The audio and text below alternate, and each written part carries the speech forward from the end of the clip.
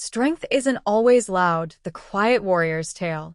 He swept the subway stairs with slow, deliberate movements, ignored by hundreds of feet that rushed past him every morning. One man tossed a half-eaten bagel at him. A group of teenagers filmed him from behind, laughing as they mimicked his posture, throwing fake punches like he was some washed-up fighter. He didn't flinch, didn't speak, just kept sweeping. But if they had looked into his eyes, really looked, they'd have seen something ancient, something sharp, like a storm was hiding in the silence. What they didn't know was that he once stood at the center of a packed stadium, undefeated, untouchable. Not in a boxing ring, not in an octagon, but in the rare space between martial arts and philosophy, a discipline passed down through generations, not broadcast on pay-per-view. He walked away from it all the moment he reached the pinnacle. And no one knew why. They said he disappeared after a controversial win. Whispers spread. Some claimed he had a breakdown. Others swore he lost to someone behind closed doors and couldn't face the shame. The media tore him apart. Sponsors vanished. He became a ghost in the fight world. And years later, there he was, bent over a broom, his back curved like defeat. Only a few noticed something strange. Every morning at dawn, before the rush hour, he'd practice a series of slow movements in the park, forms so fluid they looked like wind carving air. Children imitated him for fun. Dogs barked at the sudden precision in his steps. But those who observed closely saw something else. Control. Grace. Unshakable power, held in complete stillness.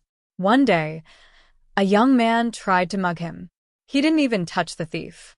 Just stared at him calmly. And the boy dropped the knife, shaking. The security cameras caught it. The footage went viral. The subway monk, headlines read. Who is he? Suddenly, people started watching him more closely. But he never broke routine. He spoke only when spoken to.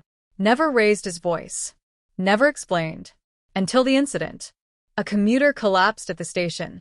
Heart attack, no pulse. Panic erupted. People screamed. Some tried CPR, but it was frantic. Untrained. Then the quiet man stepped forward. Checked the woman's pulse. Tilted her head. Started compressions with precision. Kept everyone calm. Spoke softly. When paramedics arrived, they said she would have died without his intervention. He left before the cameras could find him. But the city didn't forget. Journalists began digging. His real name surfaced, but only in fragments. A foreign tournament here. A long-forgotten documentary there. A whisper of a scandal, and then a sealed court case. The truth was murky. But the most intriguing rumor came from a man in a wheelchair at a rehab center. He saved my life, the man said. Not with fists.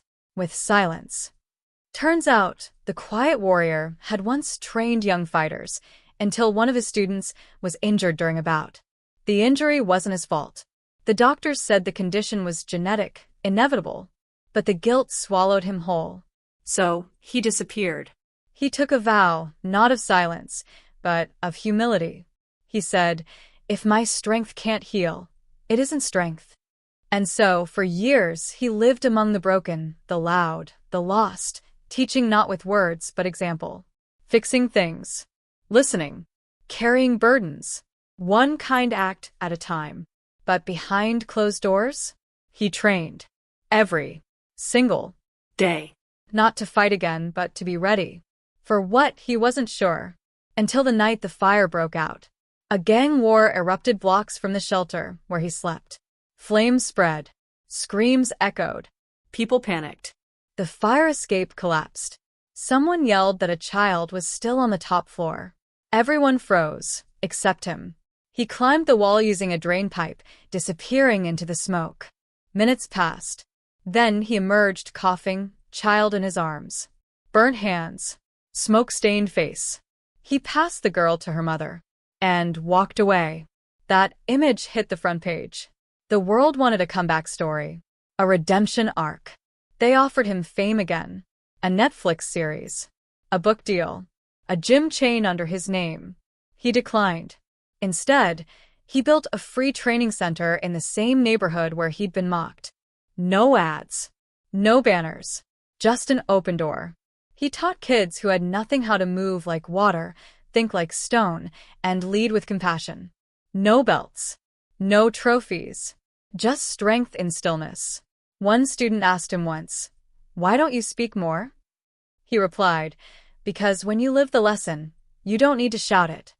Years later, the boy who mocked him on camera returned as a young man, apologetic, broken, looking for direction. The quiet warrior handed him a broom and said, "Start here." And he did. Because sometimes strength isn't in what you conquer, but in what you carry without needing applause.